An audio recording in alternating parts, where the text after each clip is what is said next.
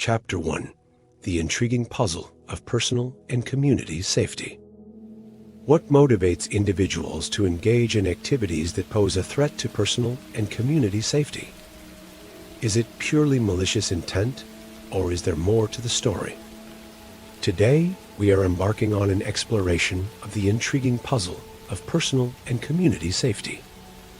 Safety is a fundamental human need. It's the bedrock upon which we build our lives, our relationships, and our communities. Yet, we often find ourselves in situations where this bedrock is shaken, where our sense of safety is compromised. And behind every such situation, there is an individual, a group, or an entity whose actions have led to this compromise. But what motivates these actions? Is it always malevolence, or are there other factors at play? Sometimes the motivations are not as clear-cut as they might seem. They might be rooted in complex psychological processes, in social dynamics, or even in aspects of our own behavior that we may not fully understand. It's not always about the bad guys and the good guys. Sometimes it's about the intricate web of influences that shape our decisions, our attitudes, and our actions. So, let's start by asking ourselves a few questions. What drives a person to disregard the safety of others? What factors contribute to this disregard? And perhaps most importantly, how can we, as a society, address these factors to enhance our collective safety? In the quest to understand these motivations, we will delve into the realms of psychology, sociology, and criminology. We will explore theories and research studies, and we will seek insights from experts in the field. We will challenge our own assumptions and biases, and we will strive to gain a deeper understanding of the factors that influence safety-related behaviors. Remember, this is not about casting blame or pointing fingers. It's about understanding the motivations behind actions that compromise safety, so we can devise effective strategies to address them. It's about creating a safer world for ourselves and for future generations. A deeper understanding of these motivations helps in devising effective strategies to enhance safety. It's time to delve into the psychology behind these motivations.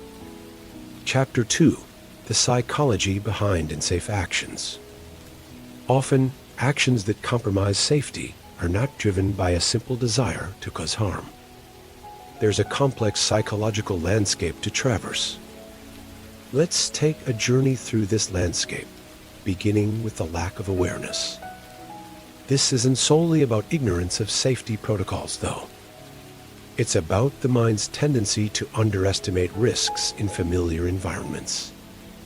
We're more likely to take safety precautions in unfamiliar situations, while we may overlook potential hazards in our own homes or workplaces, leading to unsafe actions. Next, we encounter the thrill seekers, those who engage in risky behavior for the sheer exhilaration of it. The psychology here is tied to dopamine, our brain's reward chemical.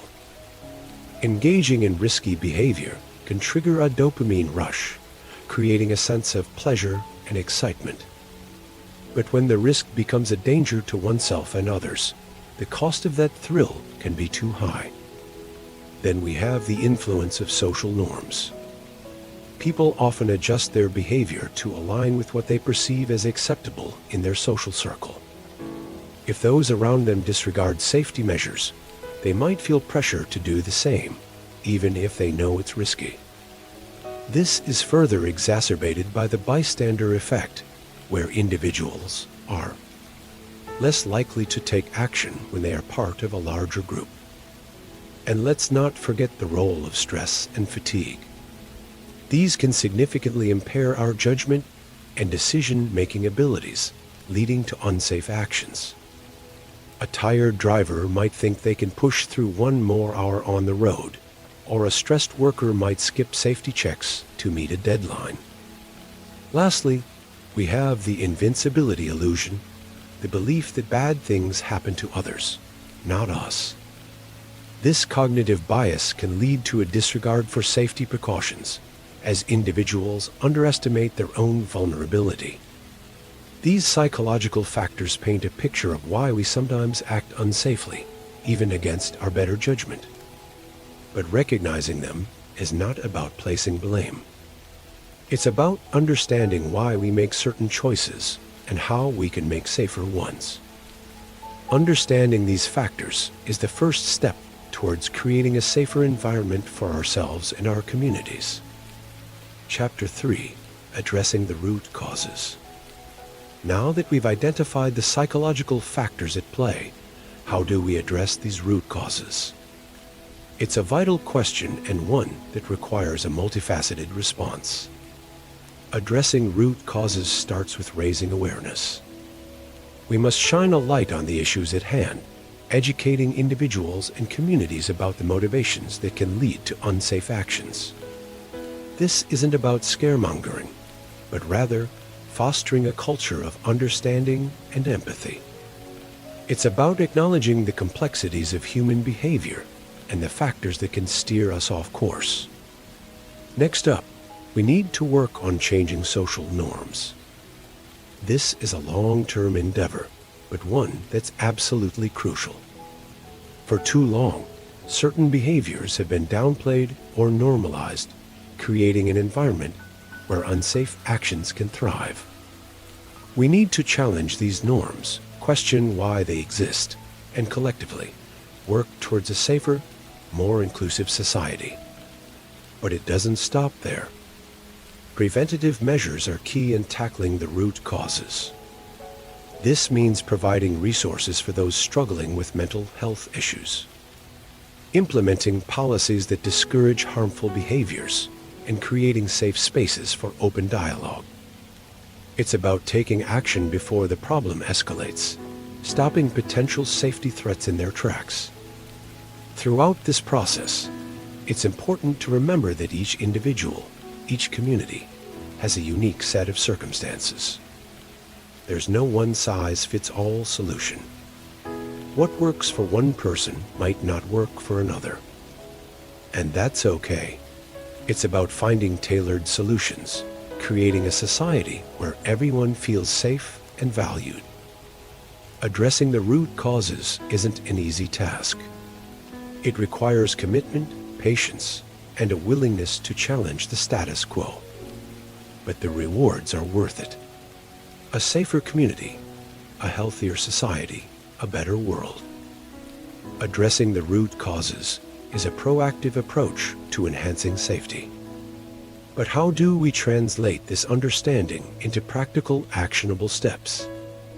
Stay tuned as we delve into this in our next segment. Together, let's unravel the complexities of personal and community safety, and work towards a future where safety isn't just a goal, but a reality. Chapter 4: Practical Steps for Enhancing Personal and Community Safety. Translating our understanding into action is the key to enhancing safety. But what does this look like in practice? Well, it begins with education.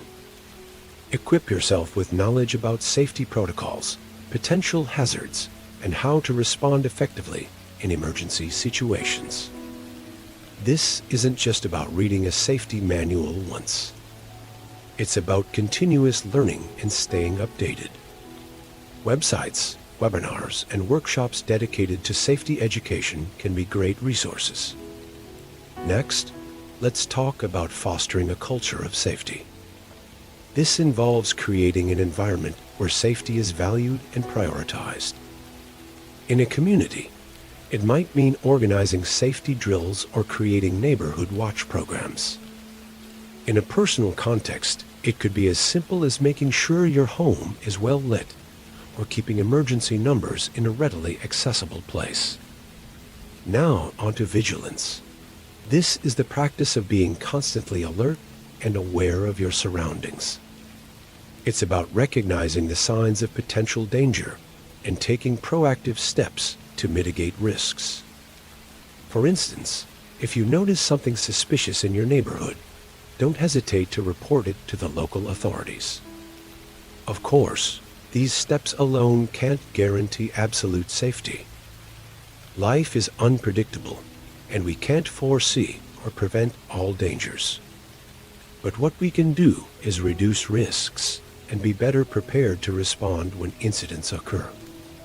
So, let's recap. Educate yourself and others about safety. Foster a culture of safety in your environment. Stay vigilant and aware of your surroundings. These practical steps can go a long way in enhancing both personal and community safety. But here's the thing. Safety is not a destination. It's a journey. It's not about reaching a point where you can say, "I'm now completely safe." Instead, it's about continuously learning, adapting, and improving. It's about being proactive, not reactive. It's about working together, because safety is a collective effort. Taking these steps can significantly enhance safety. But it's important to remember that safety is an ongoing process, not a one-time task. Chapter 5. The implications for personal and community safety. The implications of understanding motivations and taking proactive measures are profound for both personal and community safety, as we've explored throughout our discussion. The psychology behind unsafe actions, the root causes and practical steps for enhancing safety. We've seen how interconnected these elements are. They weave a complex tapestry that directly impacts the safety of individuals and communities. By understanding the motivations behind unsafe actions, we're able to address the root causes more effectively. This understanding allows us to be more proactive, to anticipate potential threats, and to take preventive measures. It's not just about reacting to danger, but about preventing it in the first place. This shift from reactive to proactive safety measures can significantly reduce the risk of harm. Addressing the root causes of unsafe actions involves a deep dive into the individual's psyche and societal constructs. It's about addressing mental health issues, societal pressures, and systemic problems that often drive people to make unsafe choices. By tackling these root causes, we can create an environment that promotes safety and discourages harmful behavior. The practical steps for enhancing personal and community safety that we've discussed are not one-off actions. They require ongoing commitment and effort. These include staying informed about potential dangers, maintaining open lines of communication, and building strong community networks. They also involve personal responsibility, such as practicing good safety habits and being vigilant about potential risks. The implications of these actions are far-reaching. They can transform communities, making them safer and more supportive. They can empower individuals, giving them the knowledge and tools to protect themselves and their loved ones. They can even influence policy, leading to improved safety regulations and practices. In conclusion, the journey to safety is a shared one.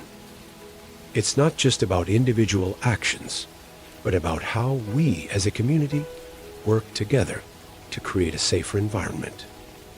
The more we understand the motivations behind unsafe actions, address the root causes, and take practical steps for safety, the greater our collective impact will be. Remember, safety is not just the absence of danger, but the presence of proactive measures. It's up to each of us to play our part in creating a safer world.